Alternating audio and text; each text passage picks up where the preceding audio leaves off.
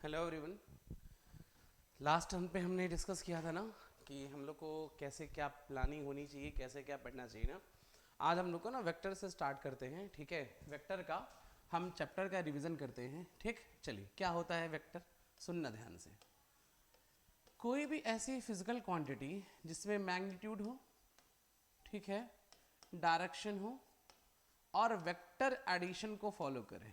Vector addition है ना, vector addition या लॉ ऑफ पैरेललोग्राम को फॉलो करें, ठीक है। कोई भी ऐसी फिजिकल क्वांटिटी जिसमें मैग्नीट्यूड भी हो, डायरेक्शन भी हो और लॉ ऑफ वेक्टर एडिशन को फॉलो करे, उसको हम लोग क्या कहते हैं, वेक्टर, ठीक है। एग्जाम्पल, ठीक है। एग्जाम्पल आपका फोर्स है, एक्सेलरेशन है, वेलोसिटी है, ठीक है, टॉर्क है, ये सारे के सारे हमारे वेक्टर क्वांटिटी, ठीक। अच्छा, वेक्टर को रिप्रेजेंट कैसे करते हैं? वेक्टर को रिप्रेजेंट करते हैं एरो से, ठीक है। इस एरो का जो हेड होता है वो डायरेक्शन बताता है, एरो का जो टेल होता है वो मैग्नीट्यूड बताता है, मैग्नीट्यूड ऑफ वेक्टर, ठीक है। कि जितना ज़्यादा लेंथ होगा इस टेल का, ये जो लेंथ है वो अगर ज़्यादा होगा तो उसका मैग्नीट्यूड भी ज़्यादा होगा, ठीक। वेक्टर को लिखते हैं वेक्टर ए से, ठीक है। इसके मैग्नीट्यूड को लिखते हैं, ठीक है, मॉड ऑफ वेक्टर ए से या तो सिर्फ ए से, ठीक है। फिर आता है टाइप्स ऑफ वेक्टर, है ना। टाइप्स ऑफ वेक्टर में क्या होता है, ध्यान से देखते जाइए। टाइप्स ऑफ वेक्टर ना शॉर्ट में डिस्कस करें, लिख नहीं रहे ना। एक होता है इक्वल वेक्टर, कोई भी ऐसा दो वेक्टर जिसका मैग्नीट्यूड और डायरेक्शन सेम हो उसको हम लोग इक्वल वेक्टर कहते हैं, ठीक है। फिर आता है दोबारा हमारा पैरेलल वेक्टर, कोई भी ऐसा वेक्टर, दो वेक्टर जिनमें डायरेक्शन सेम हो, मैग्नीट्यूड सेम होना हो, अलग बात है, वो पैरेलल वेक्टर है, ठीक है। फिर आता है यूनिट वेक्टर, है ना। यूनिट वेक्टर कोई ऐसा वेक्टर, ठीक है, जो किसी यूनिट वेक्टर क्या होता है, ये एक ऐसा वेक्टर है जिसका मैग्नीट्यूड 1 होता है और इसका काम होता है डायरेक्शन बताना, ये होता है यूनिट वेक्टर, ठीक है। इसको लिखते हैं ए कैप से। A cap is equal to होता है वेक्टर डिवाइडेड बाई मैग्नीट्यूड, है ना। कहीं पे अगर हमको यूनिट वेक्टर निकालना है तो मैग्नीट्यूड को, वेक्टर को उसके मैग्नीट्यूड से डिवाइड कर दें, तो A cap is equal to लिखते हैं वेक्टर ए और मॉड ऑफ वेक्टर ए लिखते हैं, ठीक है। ये हमारा यूनिट वेक्टर आ गया। यूनिट वेक्टर के बाद आते हैं हमारा, ठीक है, फिर आता है ऑर्थोगोनल यूनिट वेक्टर, ठीक है, आई कैप, जे कैप, के कैप, है ना। एक ऑर्थोगोनल यूनिट वेक्टर आई कैप, जे कैप को और के कैप को ऑर्थोगोनल वेक्टर कहते हैं। आई कैप एक्स एक्सिस के लिए होता है, जे कैप वाई एक्सिस के लिए और के कैप हमारा जेड एक्सिस के लिए होता है ना। इन तीनों का मैग्नीट्यूड 1 होता है, इसका काम सिर्फ डायरेक्शन बताना। पहला वाला डायरेक्शन बताता है एक्स एक्सिस का, दूसरा वाला वाई एक्सिस का, तीसरा वाला जेड एक्सिस का, ठीक। फिर आता है हमारा पोजीशन वेक्टर, ठीक है। पोजीशन वेक्टर कोई भी ऐसा वेक्टर जो किसी पॉइंट का, किसी ऑब्जेक्ट का पोजीशन बताता है उसको पोजीशन वेक्टर कहते हैं, ठीक। पोजीशन वेक्टर के बाद आता है हमारा, मान लीजिए को प्लेनर वेक्टर, को प्लेनर, ठीक है। अगर number of vector same plane पे हो, कई सारे वेक्टर हैं और वो सारे के सारे हमारे वेक्टर सेम प्लेन पे होते हैं तो उसको हम लोग क्या कहेंगे, कोप्लेनर वेक्टर। जैसे इंसिडेंट है, रिफ्लेक्टेड है, नॉर्मल, ये सारा का सारा हमारा अगर वेक्टर इसका रिप्रेजेंट करते हैं तो ये कोप्लेनर वेक्टर होगा, ठीक है। कोप्लेनर वेक्टर के बाद आता है हमारा एक्सियल वेक्टर, है ना। कोई भी ऐसा वेक्टर जिसका डायरेक्शन एक्सिस के अलॉन्ग होगा, मान लीजिए ऐसे घूम रहा है, ये ऐसे घुमा ना तो इसका एक्सिस ऊपर हो गया, ये ना, ठीक। कोई भी ऐसा वेक्टर जिसका डायरेक्शन एक्सिस के अलॉन्ग होगा उसको एक्सियल वेक्टर कहेंगे, ठीक है। को एक्सियल वेक्टर, है ना। कई सारे ऐसे वेक्टर जिनका सेम एक्सिस होगा उसको हम को एक्सियल वेक्टर कहते हैं, ठीक। तो ऐसे वेक्टर आप देखेंगे तो वेक्टर के बहुत सारे डायरेक्शन है, ठीक है, या वेक्टर के सॉरी बहुत सारे टाइप्स हैं, ठीक है। अब आते हैं इसमें पहला टॉपिक, ठीक है, रिजोल्यूशन ऑफ वेक्टर, ठीक है, सुनिए ध्यान से ना। रिजोल्यूशन ऑफ वेक्टर, है ना। रिजॉल्व करने का मतलब होता है वेक्टर को तोड़ना। जैसे मान लीजिए ये एक्स एक्सिस है, ये वाई एक्सिस है और आपके पास वेक्टर ए है। वेक्टर ए जो है थीटा एंगल पे है, ठीक है। वेक्टर ए जो है थीटा एंगल पे है, इसके दो कंपोनेंट होंगे, एक होगा यहाँ पे एक्स, एक होगा यहाँ पे ए वाई, है ना। अभी हम वेक्टर ए को तोड़ रहे हैं, प्लेन में तोड़ रहे हैं, ठीक है। जहां थीटा जुड़ा होता है, बस हम रिवाइज करा रहे हैं ना, इसलिए फास्ट बता रहे हैं। ए एक्स की वैल्यू ए कॉस थीटा, ए वाई की वैल्यू ए साइन थीटा, ठीक है। जहां थीटा जुड़ा है वहां कॉस आता है, उसके परपेंडिकुलर साइन आता है।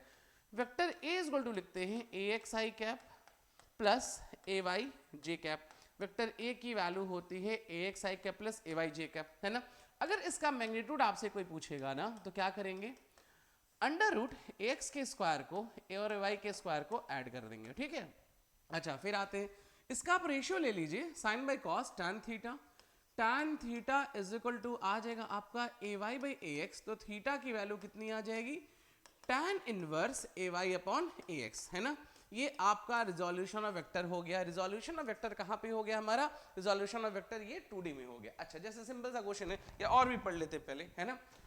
रिजोल्यूशन ऑफ वेक्टर 3D में पढ़ लेते हैं, एक्स एक्सिस है, वाई एक्सिस है, जेड एक्सिस है। चलिए ठीक है, मान लेते हैं यहाँ पे कोई वेक्टर है, ये वेक्टर ए है, ठीक है। अब ये वेक्टर ए को हम 2D में ब्रेक कर रहे थे, अब हम ब्रेक कर रहे हैं 3D में, है ना। तो मान लेते हैं इसका एंगल अल्फा है, इससे एंगल बीटा है, और इससे एंगल हमारा गामा है, ठीक है। वेक्टर ए एक्स एक्सिस से अल्फा एंगल बना रहा है, वाई एक्सिस से बीटा एंगल बना रहा है, जेड एक्सिस से गामा एंगल बना रहा है, ठीक है। तो मान लेते हैं 3 कंपोनेंट है, एक्स, ठीक, वाई वाला ए वाई और जेड वाला ए जेड आ रहा है, ठीक है। ए एक्स की वैल्यू आती है ए कॉस अल्फा, ए वाई की वैल्यू आती है ए कॉस बीटा, और ए जेड की वैल्यू आती है ए कॉस गामा। ये रिजोल्यूशन है, ठीक। अल्फा वेक्टर ए का एक्स एक्सिस से एंगल है, बीटा वेक्टर ए का वाई एक्सिस से एंगल है, और गामा वेक्टर ए का जेड एक्सिस एंगल है ना। यहाँ पे आप वेक्टर ए को लिख सकते हैं, वेक्टर ए को ए X I cap, A Y J cap और ए जेड के कैप, ये लिख सकते हैं। इसका मैग्नीट्यूड अगर कोई पूछेगा तो वही पुराना काम, ए एक्स का स्क्वायर, ए वाई का स्क्वायर और ए जेड का स्क्वायर, ये भी कहानी हो गई, ठीक है। अच्छा, अब समझिए थोड़ा सा, कॉस अल्फा, कॉस बीटा और कॉस गामा, है ना, इनका नाम होता है डायरेक्शन कोसाइन, ठीक है। कॉस अल्फा, कॉस बीटा और कॉस गामा को हम लोग क्या कहते हैं, डायरेक्शन कोसाइन, है ना।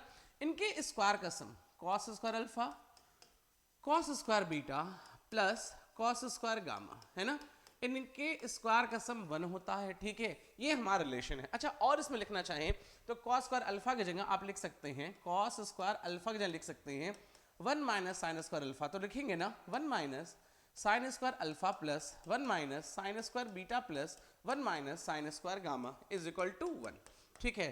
1 1 1 3 बार ना, और ये 1 तो 2 हो जाएगा, तो sine square alpha, sine square beta, ठीक है, ये बीटा होगा, sine square beta plus sine square gamma, इन तीनों का सम 2 आता है। कॉस के स्क्वायर में करेंगे तो 1 आएगा, साइन के स्क्वायर में करेंगे तो 2 आ गया। ये हमारा रिजोल्यूशन हो गया 3D में, ठीक है। अच्छा चलिए और समझिए, कह रहा है if a vector equally inclined from all axes find angle कह रहा है कोई एक वेक्टर है जो सारे एक्सेस से इक्वली इंक्लाइंड है, तो उन एक्सेस से कितना एंगल बना है, तो इक्वली इंक्लाइंड है ना, तो alpha is equal to beta is equal to gamma. अच्छा, cos square alpha, cos square beta की जगह फिर से अल्फा, गामा की जगह भी फिर से अल्फा, है ना, इज इक्वल टू 1, तो 3 कॉस स्क्वायर अल्फा की वैल्यू 1, कॉस स्क्वायर अल्फा की वैल्यू 1/3, तो कॉस अल्फा की वैल्यू प्लस माइनस 1 अपॉन √3, यही आ गया। यही कॉस बीटा भी आएगा और यही कॉस गामा भी आएगा, है ना। ये हमारा तब आया जब वेक्टर हमारा सारे एक्सेस से इक्वली इंक्लाइंड है। एक क्वेश्चन और देखते हैं, ठीक है। वेक्टर ए है, दिया है 2i cap 3j cap 4k cap, ठीक है। अगर इसका मैग्नीट्यूड पूछा तो मैग्नीट्यूड ऐसे लिखेंगे, √2 स्क्वायर 3 स्क्वायर 4 स्क्वायर, ठीक है। 16 4 20 √29। चलिए, पहला हिस्सा खत्म हो गया कि वेक्टर ए आ गया, इसका मैग्नीट्यूड आ गया। फिर पूछा इसका यूनिट वेक्टर बताइए, तो यूनिट वेक्टर और इजी है, क्या करेंगे, वेक्टर ए को उसके मैग्नीट्यूड से डिवाइड कर दें, तो वेक्टर ए कितना 2i cap 3j cap 4k cap, है ना, अपॉन डिवाइडेड बाय मैग्नीट्यूड, तो अंडर रूट कितना 29। चलिए, गिवन वेक्टर से हमने क्या क्या निकाल लिया, उसका मैग्नीट्यूड निकाल लिया, यूनिट वेक्टर निकाल लिया। अच्छा, पूछा ये वेक्टर एक्स एक्सिस से कितना एंगल बनाएगा, तो लिखते हैं हम लोग ना ax is equal to A cos alpha, तो कॉस अल्फा की वैल्यू ax अपॉन ए, तो लिखते हैं alpha is equal to cos inverse, ठीक है, ax की वैल्यू 2, a की वैल्यू √29। वैसे ही बीटा पूछा होता तो कॉस इनवर्स ये होता है ना y वाला ना, ठीक है, 3 अपॉन √29। यही चीज अगर गामा पूछा होता तो 4 अपॉन कॉस इनवर्स में होता, गामा की वैल्यू कॉस इनवर्स 4 अपॉन √29। तो कॉस अल्फा भी निकल गया, कॉस बीटा भी निकल गया, कॉस गामा भी निकल गया। कोई वेक्टर देगा, उसका मैग्नीट्यूड निकाल सकते हैं, उसका यूनिट वेक्टर निकाल सकते हैं, उसका एक्स एक्सिस से एंगल निकाल सकते हैं, वाई एक्सिस से एंगल निकाल सकते हैं और जेड एक्सिस से एंगल निकाल सकते हैं, ठीक है। इसके बाद आते हैं फिर आता है एडिशन ऑफ वेक्टर, एडिशन, ठीक है। एडिशन ऑफ वेक्टर में ट्रायंगल मेथड है, पॉलीगॉन मेथड है, कई सारे मेथड है। हम मेन लॉ ऑफ पैरेललोग्राम में आते हैं, ठीक है। लॉ ऑफ पैरेललोग्राम वाले में या ट्रायंगल मेथड भी कहते हैं ना, क्या कहते हैं कि अगर दो वेक्टर है, एक वेक्टर ए है और एक वेक्टर बी है, ठीक है। दो वेक्टर अगर थीटा एंगल पे हैं, ठीक, दो वेक्टर अगर किसी पैरेललोग्राम के एडजेसेंट साइड पे हैं, वो थीटा एंगल पे हैं, तो पहले पैरेललोग्राम कंप्लीट कर लिया जाए, ठीक। इस पैरेललोग्राम का जो डायगोनल होगा वो डायगोनल इसका रिजल्टेंट आर बताएगा, और आर की जो वैल्यू होगी अंडर रूट, ठीक है, under root A square B square 2ab cos theta आएगा, है ना। Under root A square B square 2ab cos theta आएगा, ठीक है। अच्छा, इसको जरा कंप्लीट करिए, ये कंप्लीट करिए, ये बी है तो ये भी बी, ये थीटा तो ये भी थीटा, ठीक है। एक बी है दूसरा बी होगा, एक ये थीटा है तो ये भी थीटा, ये बी है तो ये भी cos थीटा और ये भी sin थीटा। मान लेते यहां से एंगल अल्फा बना रहे हैं। अच्छा, tan alpha is equal to perpendicular b cos theta upon ये पूरा नहीं, ये बेस, ये कितना है a और b cos थीटा, तो क्या आ जाएगा a plus b cos theta, तो अल्फा की value tan inverse b cos theta upon a plus b cos theta आ गई, ठीक है। ये हमारा दो वेक्टर को ऐड करने का तरीका हो गया, लॉ ऑफ पैरेललोग्राम हो गया, ठीक है।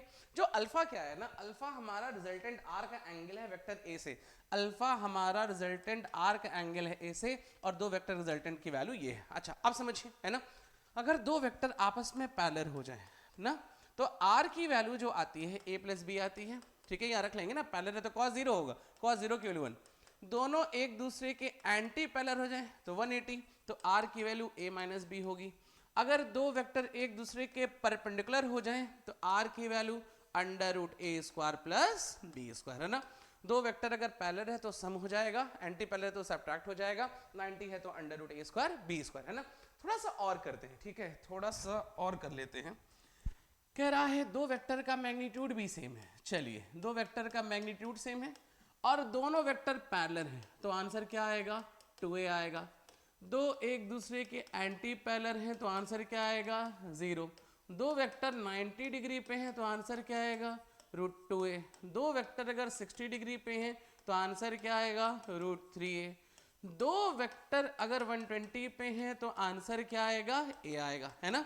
ये हमारा रिजल्टेंट है, ये मेन हमारा रिजल्ट है, ये आपको याद रखना है, ठीक है। अच्छा, जो r है, r की जो वैल्यू है a माइनस बी से बड़ी या तो बराबर, मगर a प्लस बी से छोटी या तो उसके बराबर ना। ये हमारे दो वेक्टर का रिजल्टेंट का रेंज है ना, a माइनस बी होगा या उससे बड़ा होगा मगर बराबर, लेकिन a प्लस बी होगा या तो उससे छोटा होगा, ठीक है। अच्छा, जैसे कहा वेक्टर a की वैल्यू 5 है, ठीक है, मान लीजिए मैग्नीट्यूड की बात कर रहे हैं, वेक्टर b का मैग्नीट्यूड जो है वो 3 है।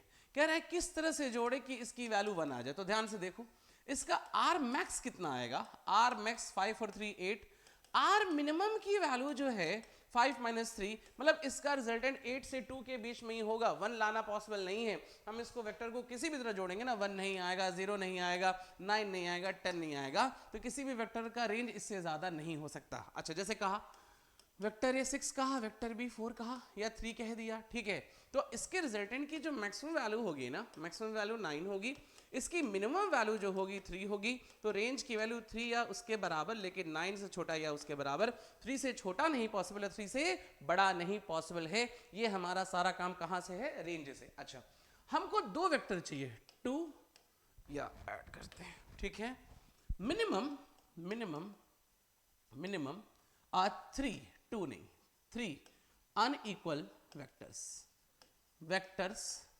required in a plane, required in a plane for resultant 0, है ना। एक प्लेन में कम से कम 3 अनइक्वल वेक्टर चाहिए, क्या करने के लिए, नेट रिजल्टेंट को 0 करने के लिए। लेकिन यही सेम क्वेश्चन होता तो 3 की जगह 4 हो गया होता, और प्लेन की जगह अगर हमारा स्पेस में किया दिया 3D में, है ना। तो एकदम याद रखिएगा, ठीक है, हमको कम से कम 3 वेक्टर चाहिए, ठीक, 3 अनइक्वल वेक्टर चाहिए प्लेन में नेट को 0 करने के लिए, लेकिन स्पेस में कहेगा तो कम से कम 4 वेक्टर चाहिए। ये हमारा एडिशन हो गया। एडिशन में कुछ क्वेश्चन कर लेते हैं, जैसे मान लीजिए कह रहा है ये बॉडी है, इस बॉडी पे फोर्स लग रहा है 40 न्यूटन, इस बॉडी पे फोर्स लग रहा है 20 न्यूटन, ये बॉडी पे फोर्स लग रहा है 37 डिग्री पे, इस बॉडी पे फोर्स लग रहा है 50 डिग्री पे, और इधर लग रहा है हमारा 10 न्यूटन। अब नेट पूछा, ठीक है। अब अगर नेट पूछा तो नेट कैसे निकालेंगे, ध्यान से देखिए ना। हम लॉ ऑफ पैरेललोग्राम में पढ़े हैं क्या, सिर्फ हम लोग 2 वेक्टर पढ़े हैं, ठीक है। 2 से ज्यादा होगा तो देखिए कैसे करते हैं। 40 है ना, यहाँ ब्रेक कर लीजिए, हम लोग को पढ़े ना रिजॉल्व करना, ठीक है। तो यहाँ कितना आ जाएगा 40 cos 37,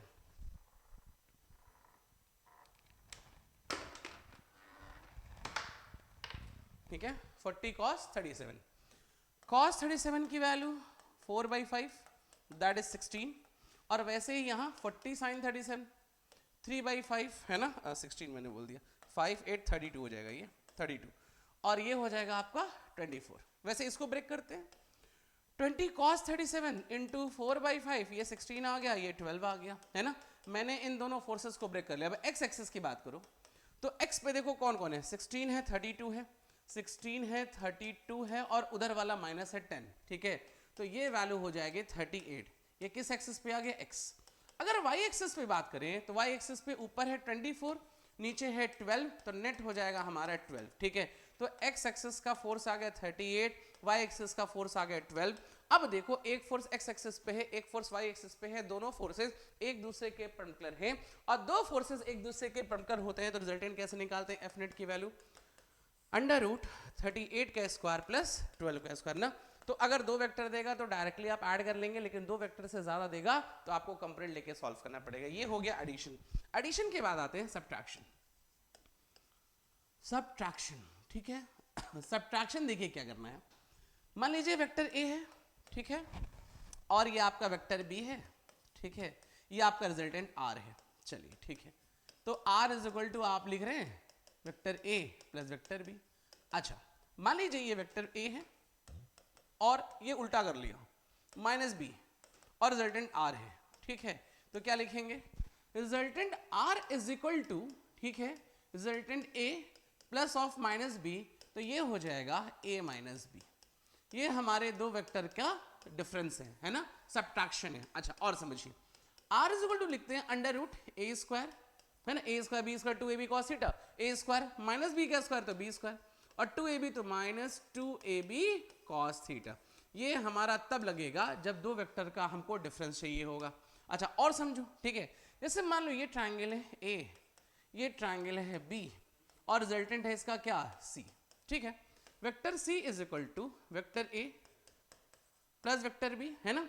इसको आप वेक्टर ए लिखिए, ये वेक्टर बी लिखिए, इसको उल्टा कर दीजिए, इसको माइनस सी लिखिए, तो minus C is equal to A plus B, तो vector A plus B plus C is equal to कितना, 0, है ना। किसी भी पॉलीगॉन में सारे वेक्टर का सम 0 होगा। शर्त यह है कि हमेशा क्या होना चाहिए, head to tail head to tail head to tail जुड़ा होना चाहिए। जैसे मान लीजिए ये वेक्टर है ऐसे ए, ये वेक्टर है बी, ये वेक्टर है सी, ये वेक्टर है डी, ये वेक्टर है ई, है ना, ठीक। अब सब हेड टू टेल जुड़ा है, तो A plus B plus C plus D plus E is equal to कितना होगा, 0। ये चीज होगा, ठीक है। याद रखिएगा किसी भी पॉलीगॉन में जितने भी हमारे वेक्टर होते हैं उन सारे वेक्टर का सम 0 होता है।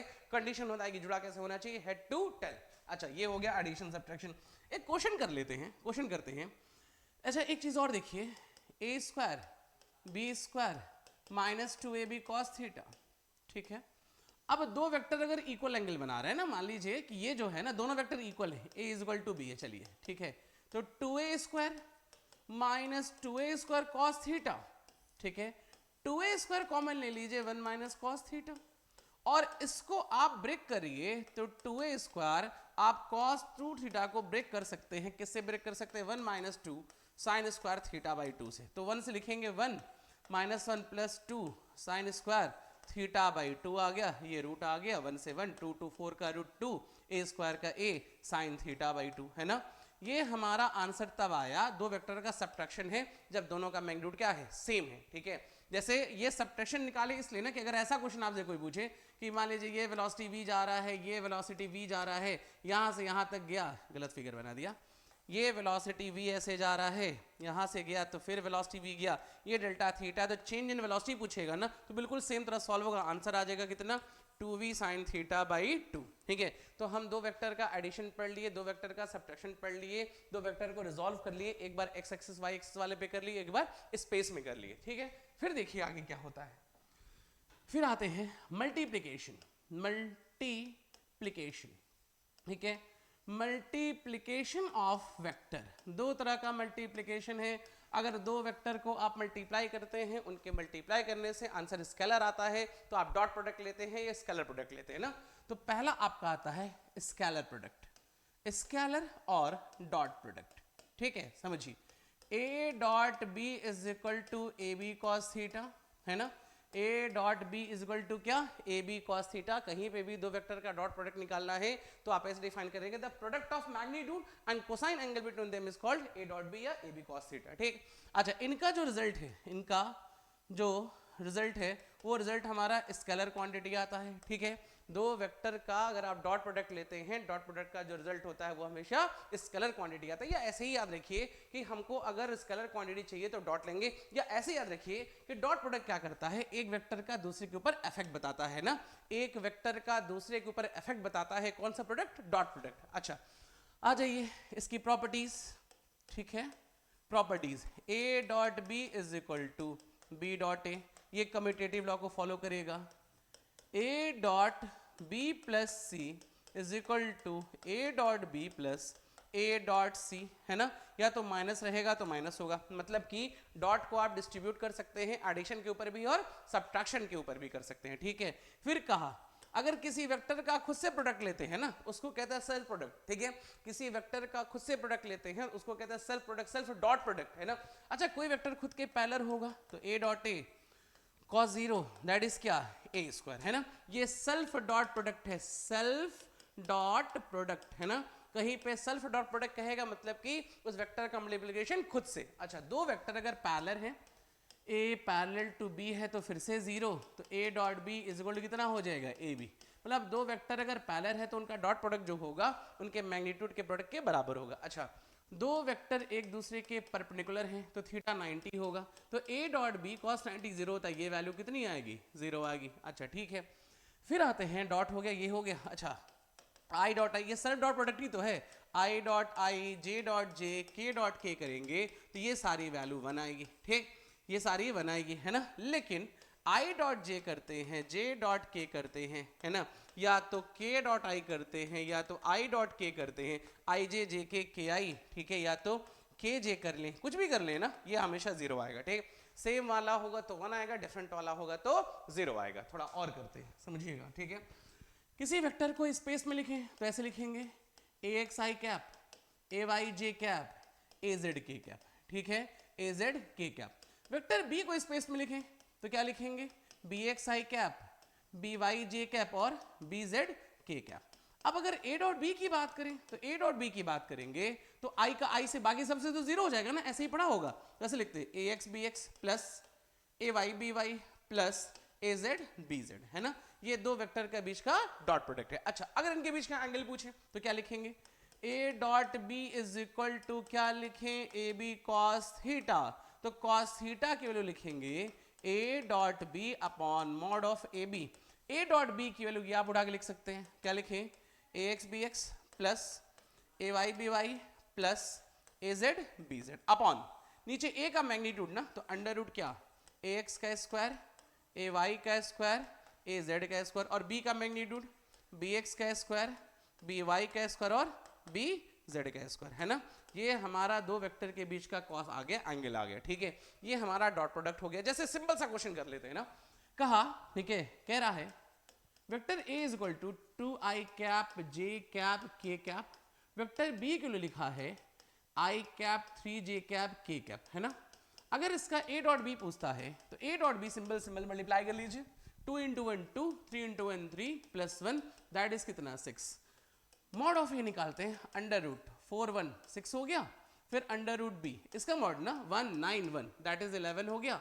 तो थीटा की वैल्यू कितनी आ गई, cos inverse A dot B की वैल्यू कितनी आई है 6 अपॉन इन दोनों का प्रोडक्ट ना, ये तो प्रोडक्ट लिखे हैं तो क्या लिखेंगे, अंडर रूट कितना 66 आ गया, है ना, ये हमारे दो वेक्टर के बीच का एंगल। अच्छा और मानिए अगर दो वेक्टर एक दूसरे के परपेंडिकुलर है ना, तो थीटा 90, तो डॉट प्रोडक्ट जीरो होता है ना, मतलब ये वाली जो वैल्यू आ रही जीरो आ जाएगी। ये कंडीशन है क्या, ax bx plus ay by az bz इनका सम क्या होगा जीरो। ये हमारा कंडीशन है दो वेक्टर के परपेंडिकुलर होने का, ये हमारा डॉट प्रोडक्ट हो गया। डॉट प्रोडक्ट के बाद आते हैं हम लोग क्रॉस प्रोडक्ट, ठीक है, क्रॉस प्रोडक्ट, क्रॉस प्रोडक्ट, ठीक है। क्या होता है, a cross b is equal to A B sine theta, है ना, a cross b is equal to A B sine theta. दो वेक्टर को आप मल्टीप्लाई करिए और उनके रिजल्टेंट में ना, उनका रिजल्टेंट वेक्टर अगर आता है तो आप क्रॉस लेते हैं। और क्रॉस प्रोडक्ट क्या बताता है, दो वेक्टर का परपेंडिकुलर इफेक्ट ना, एक वेक्टर का इफेक्ट दूसरे के ऊपर चाहिए तो डॉट बताएगा, लेकिन एक वेक्टर या दो वेक्टर मिलके परपेंडिकुलर डायरेक्शन में क्या कर सकते हैं, ये अगर कोई बताएगा तो क्या लेंगे, क्रॉस प्रोडक्ट लेंगे ना।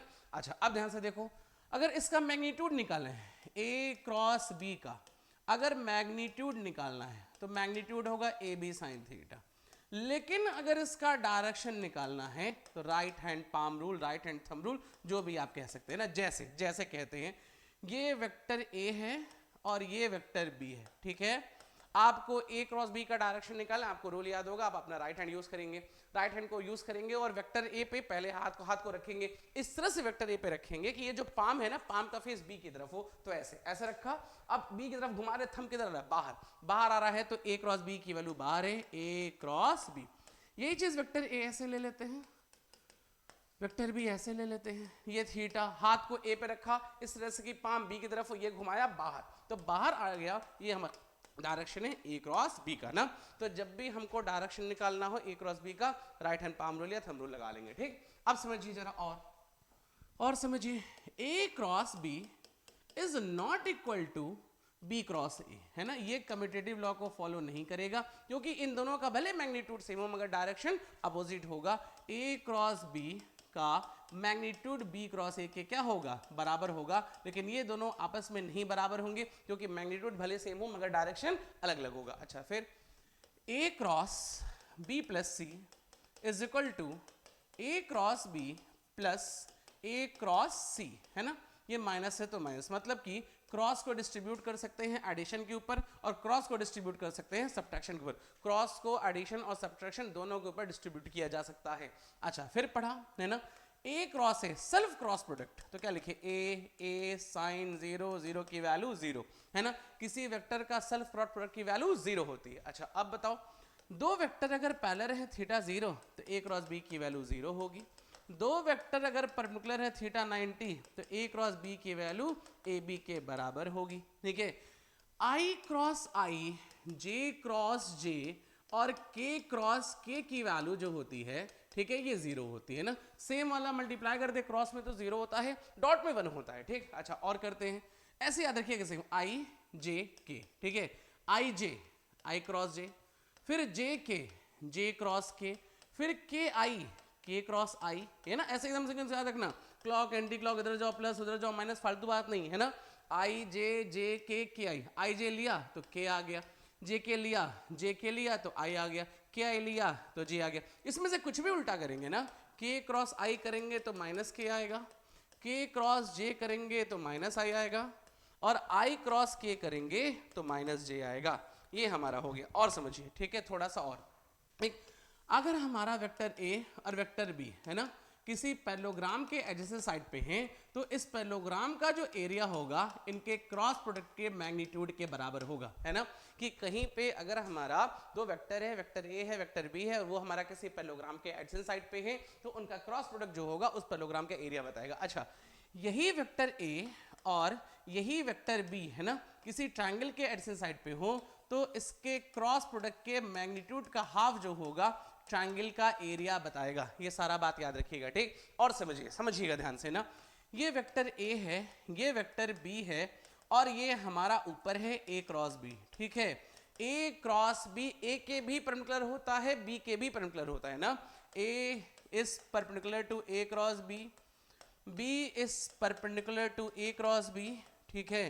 तो a cross b into dot a लेते हैं ना, तो cos 0 की वैल्यू 0, तो ये आ गया a क्रॉस b, है ना, एक मिनट, a क्रॉस b, हाँ ये अगर निकालते हैं, हरी, ठीक है, क्या लिखे, a क्रॉस b डॉट, हाँ सही लिख रहा था, a ना, इनके बीच में एंगल 90, तो डॉट है तो cos 90 की वैल्यू 0।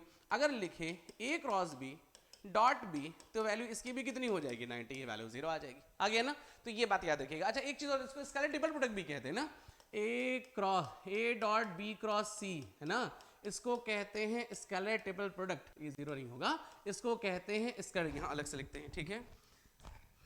कह रहा है a डॉट, ठीक है, b क्रॉस c है ना, इसको कहते हैं स्केलर ट्रिपल प्रोडक्ट। अगर पूछेगा स्केलर ट्रिपल प्रोडक्ट क्या होता है, तो दो वेक्टर को मल्टीप्लाई करिए, मतलब क्रॉस लीजिए, और जो आंसर आता है तीसरे के साथ डॉट ले लीजिए ना, तो उसको कहेंगे स्केलर ट्रिपल प्रोडक्ट। और अगर vector a b and c are coplanar vector है ना, ये सारे के सारे कैसे वेक्टर हो, कोप्लेनर वेक्टर, तो a dot b cross c की वैल्यू 0 होगी ना। अगर कहीं पे 3 कोप्लेनर वेक्टर होता है तो उनका स्केलर ट्रिपल प्रोडक्ट 0 आता है। अच्छा फिर अब वेक्टर a लिखते हैं, ठीक है, ax i cap ay j cap और az k cap. Vector b लिखते हैं bx i cap by j cap और bz k कैप, है ना। अब अगर इसको मल्टीप्लाई करना है तो आप ऐसे लिखेंगे, क्या लिखेंगे, पहले लिखेंगे i cap j cap k cap, फिर लिखेंगे ax ay az, फिर bx by और bz, है ना। अच्छा पहले को पॉजिटिव लेते हैं, फिर नेगेटिव, फिर पॉजिटिव, ऐसे ही क्रॉस प्रोडक्ट निकालते हैं। एक क्वेश्चन करके देखते हैं, ठीक है। क्वेश्चन में देखिए क्या है, कह रहा है वेक्टर a जो है 2i cap 3j cap 4k cap है, ठीक है, और वेक्टर b की वैल्यू i कैप है 2j कैप है और 3k कैप है ना। अगर a क्रॉस b आपको चाहिए, ठीक है, तो क्या लिखें a क्रॉस b के लिए, i cap j cap k cap, coefficient लिखिए, a पहले है ना, तो 2 3 4, फिर कौन है 1 2 3, क्या लिखे पहला वाला i कैप। अब इसको और इसको छुपा दीजिए, जो बचा क्या बचा 3 2 4 3, है ना, ठीक। फिर j लीजिए, j वाला नेगेटिव होता है ना, ये रो ये कॉलम छुपाइए, क्या आएगा 2 1 4 3। फिर अगर यही वाला k वाला लिखना है तो ये रो और ये कॉलम छुपाएं 2 3 1 2, ठीक है, क्या लिखे 9 माइनस 8 3 3 9 4 2 8, तो i cap minus j 3 2 6 minus 4 2 हो जाएगा। फिर आ जाएगा आपका k कैप में क्या 2 2 4 माइनस 3, तो लिख सकते हैं i cap minus 2j cap plus k cap.